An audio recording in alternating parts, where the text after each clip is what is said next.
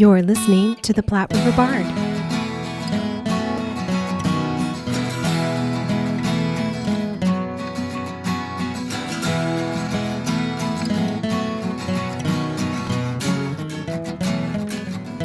Hello, and welcome to the Platte River Bard. This is Chris Berger. And I'm Sherry Berger. The 7-weekend run of the 2020 Kansas City Renaissance Festival was canceled due to the safety concerns resulting from the pandemic and reduced to a much safer 2-weekend drive-through event. On today's episode of The Bard, we talk with EZNDIL.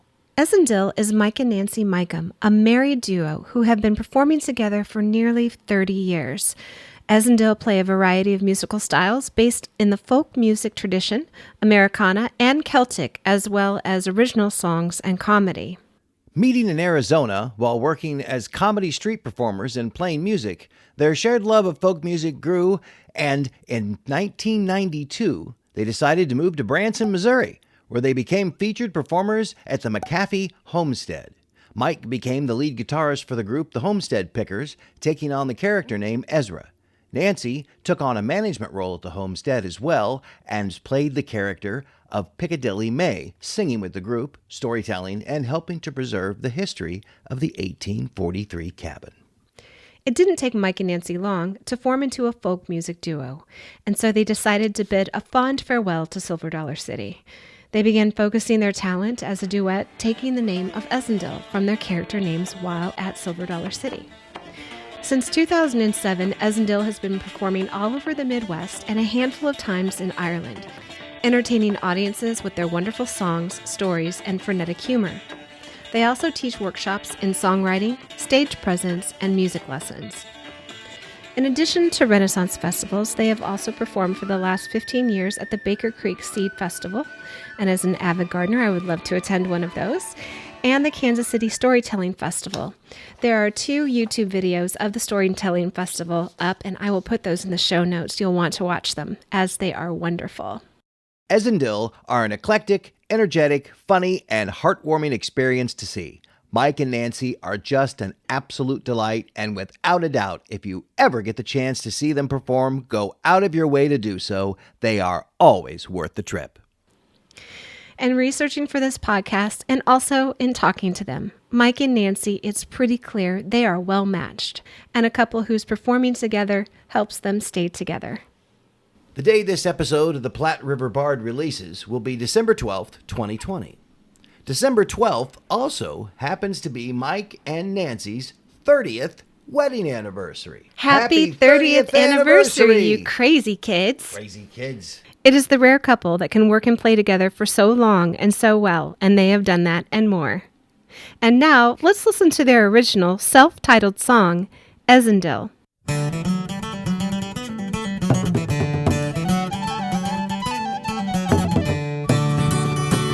Here we come from Paddy's land, the land of high renown. We played at every castle, village, shire, and shady town. We like to sing and joke a lot until you get your fill. Let me introduce us, I am Ez. And I am Dill. Oh, we're the ones to please ya, and we're the ones to tease ya, and we're the ones to squeeze ya for a farthing, if you will. We hope to leave you laughing till your sides split out and spill. A do a baboo, a loony, a toonie, we are EZNDIL.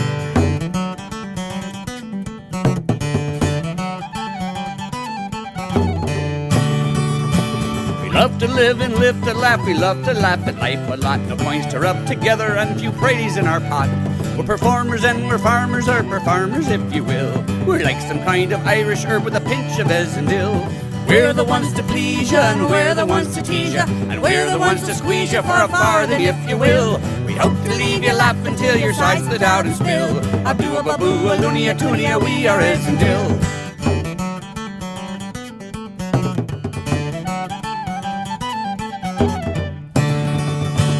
Ezra thinks he's running the show, but you see it isn't so. I just stand beside him, winds him up and let him go. I roll my eye and shake my head at the silly things he'll tell. But won't you please be the fool, you know he just means well. We're the ones to please ya, and we're the ones to tease ya, and we're the ones to squeeze ya for a farthing if you will. We hope to leave you laughing till your sides split out and spill. A do a baboo, a loony, a toonie, we are EZNDIL. A do a baboo, a loony, a toonie, we are EZNDIL.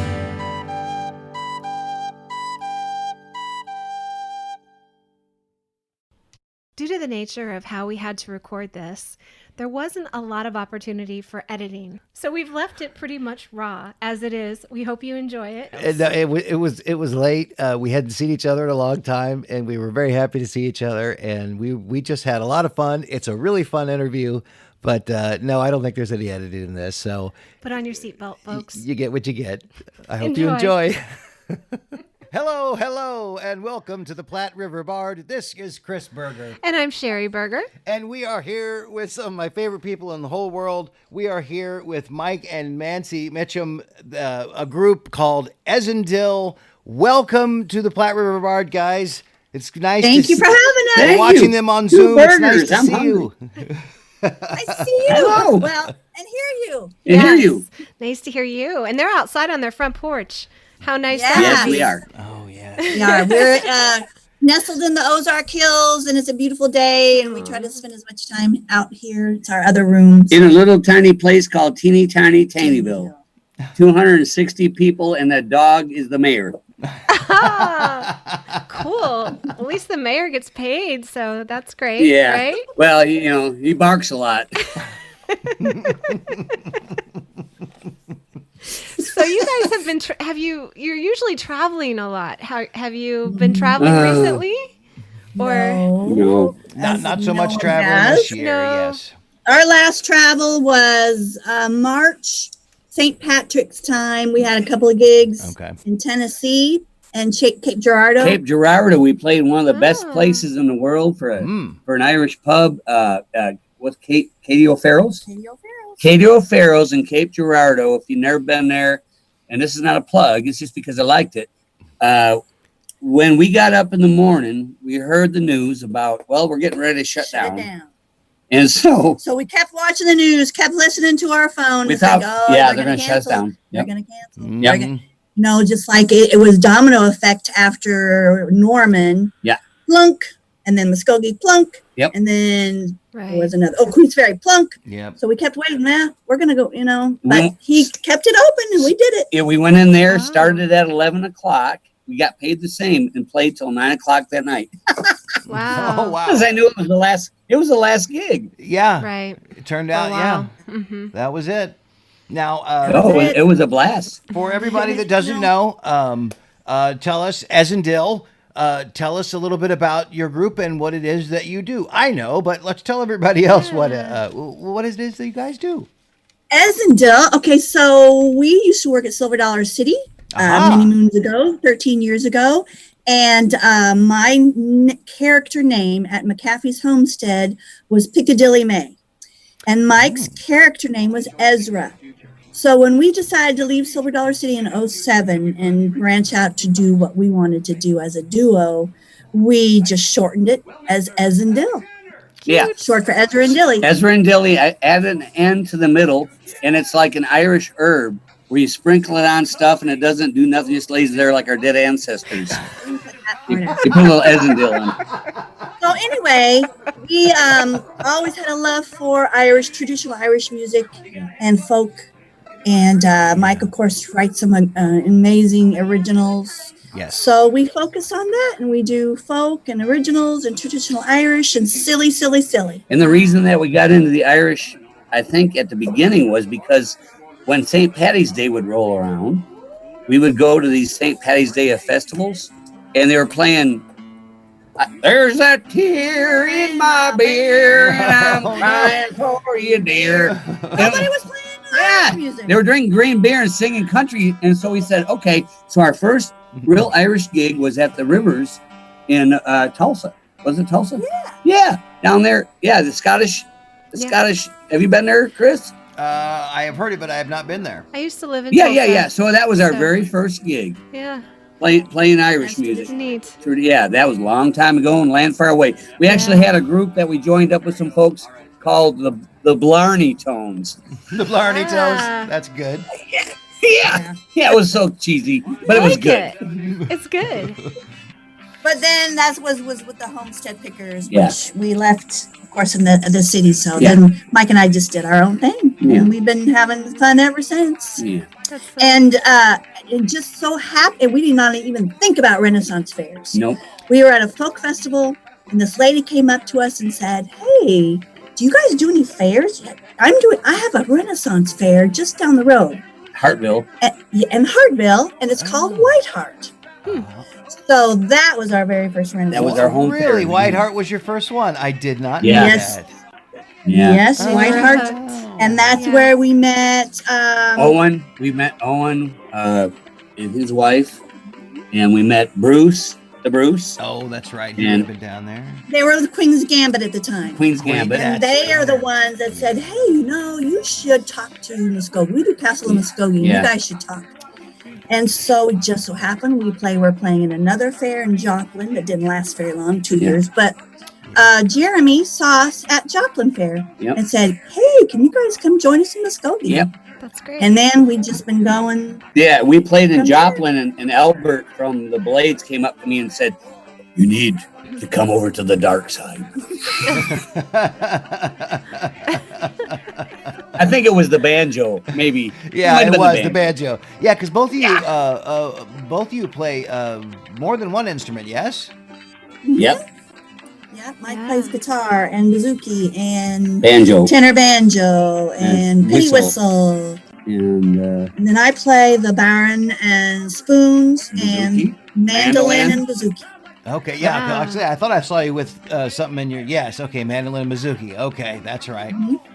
Yeah, see, you guys play all kinds of stuff, and I've always loved the two-person group, especially the two-person group that's a couple, and you both sing and play instruments. When I was getting into Ren Fair and going to Silver Dollar City when I was a kid, and Possum Trot. You did, and all that stuff. Oh, and Shepherd of the Hills. Oh my, it would have been in the 70s. Oh, okay. We wouldn't have been there then. 70s, Wow. And yes, and that yours, the husband and wife duo who are very talented, who both sing, who both play instruments, was kind of the norm, and that's what I kind of grew up with. Was kind of the two-person folk group, and didn't know that, and I just love it. And it seemed it kind of got away from that for a while and got into like bigger groups and all that kind of thing. But I always enjoyed the two-person group. I always thought that was such a great dynamic. Well, I was actually back then. I was actually selling insurance at the Cave. Chris. Oh yeah. Silver Dollar City, yeah. If you were in the Cave and you had an avalanche, you'd be 100% covered. Oh no. Is that bad? That's so bad. So that's our act to him telling bad dad jokes. Yes. See. Yes. You fit right in, my friend. Yeah. It's bad. So now, did you two meet through performing, or did you meet separately and then just decide? I will let Nancee. Yes, and I will let Nancee take over at this part because she has nothing to do with me at this point. Quick. Can I say I have to pee? No. I already did. So I was born in California. Mike was born in Michigan. Okay. So my background is theater, like you, Chris. Yes. I have a BA in theater, and I went to work at a place. Met a guy, moved to Phoenix, Arizona. Mike was also in Phoenix, Arizona in 1985. So we both were working at a place called Rawhide, and it was a tourist town in the 1880s. Boardwalk. Clapboard boardwalks, dirt street. They had gunfights, and then they had a comedy skit troupe in the middle of the street, and we would do theater in the round. We'd do little comedy bits, like 15-minute little bits. Neat. So I was Mama Gurk, and I wore big army boots and a great big revolver, Colt 45, blanks, of course. And then Mike was hired. So we were looking for a deputy, and my boss at the time said, "Hey, can you come to auditions and help me, hire a new deputy?"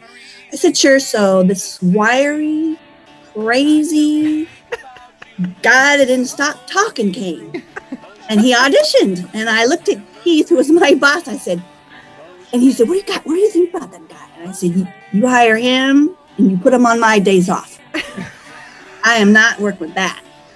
So it took me about 2 years just to finally kind of start talking to him, because you think he's hyper now. Oh my God.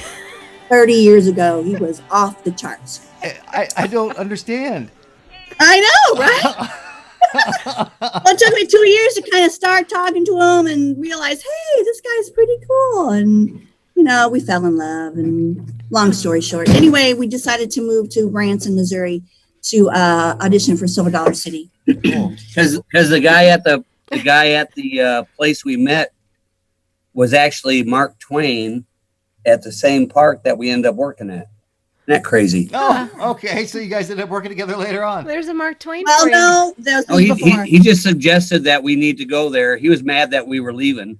No. Our boss at Rawhide used to work at Silver Dollar City. Yeah. The boss at Rawhide used to And work. we had to leave Phoenix. Yeah, because that's a whole other story. Oh, that's a whole nother story. And Boy, we can get into that later. When you're working at a park where there are guns going off and maybe one of them might be real. Oh, maybe it's time to find somewhere else to work. You left 2 weeks early. I was waiting to die. I'm not making it up. So, and seriously, we were going to travel. We were going to travel and just do music and stuff. And we got hired at Silver Dollar City. And you know what? We never left. We did 6 months on a Volkswagen. With we started from California on a Volkswagen, a Super Beetle. And you know what? It takes either 40 miles or 20 minutes to cook a burrito on the engine. Did you know that? That is valuable information. That's awesome. Information. We woke up in the morning. Nancy would make one of those skillet, put everything in the skillet on a fire, and then wrap what's left over in a enchilada or a wrap. What do you call that? Flour tortilla. And then we would put that in aluminum foil. And then, lunchtime would come and we'd be going down we were in Badlands. Yeah. And, and it was like time to eat. So we put a burrito on the engine. It was like 20 minutes or 20 miles or 40 minutes. What is it? 40 minutes? 40 miles? Never mind. You know what I mean? Yeah, so we were going to travel. And then we got hired at Silver Dollar City and we just fell in love with the Ozarks. And then we bought an 80-acre farm. We own a farm out here. So maybe we need to do something out here. Hey, Chris. Quite a bit of land. Yeah. Yes, sir. We need to talk. Okay. All right. And all those people are going to drive from Casey to here. No, I'm talking about. No, here's what I'm talking about. What, do you need some chores done? Not a fair. Not a fair. Okay. A happening because you got me thinking about this while we were talking. Mm-hmm. We don't get to see each other. No. Never. So maybe that's what we need to do. Throw a barbecue. True. Barbecue. You've got to. Oh, we're sorry. Yeah, you've got to build a bit of land. Yeah, we got it's good and flat. Yeah, 80 acres, beautiful, mostly forested, but a little bit of patch. And we have 4 horses. Every acre hurts. And we mainly raise hogs. Yeah, we have. Okay. Yeah, so pigs. So you know why they call it pulled pork? Why is that?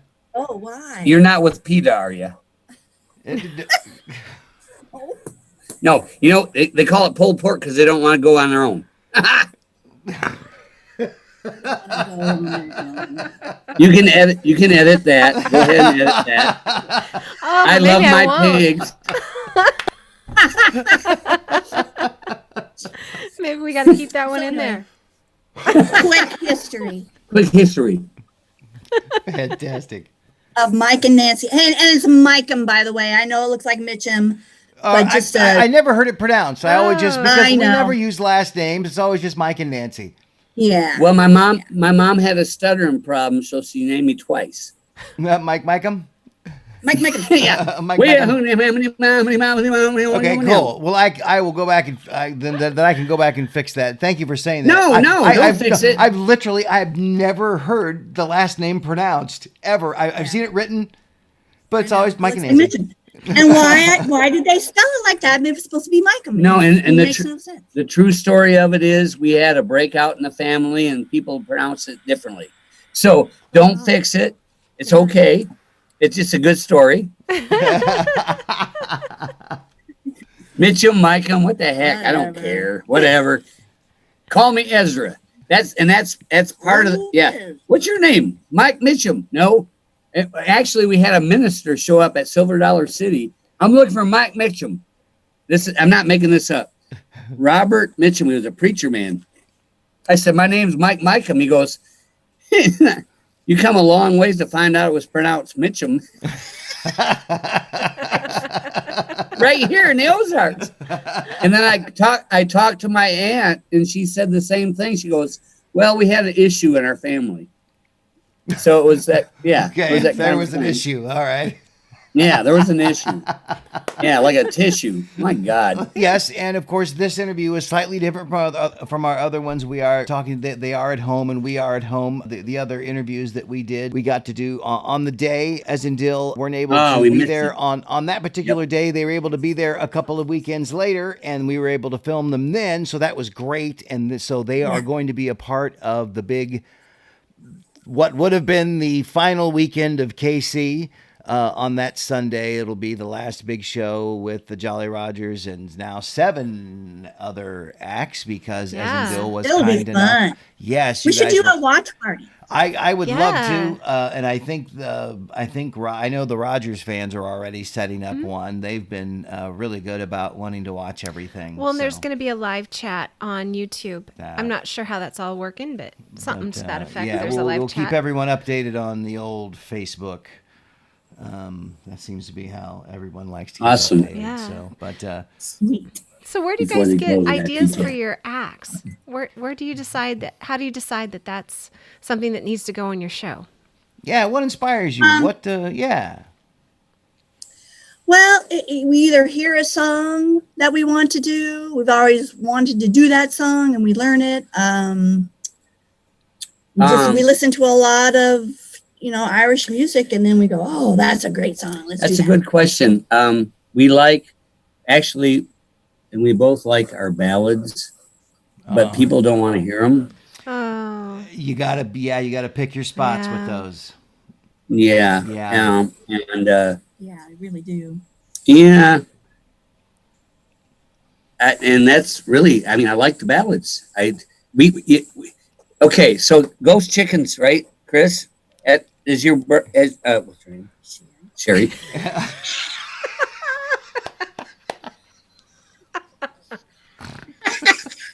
We can see you. So Sherry, has he told you about ghost chickens in the sky?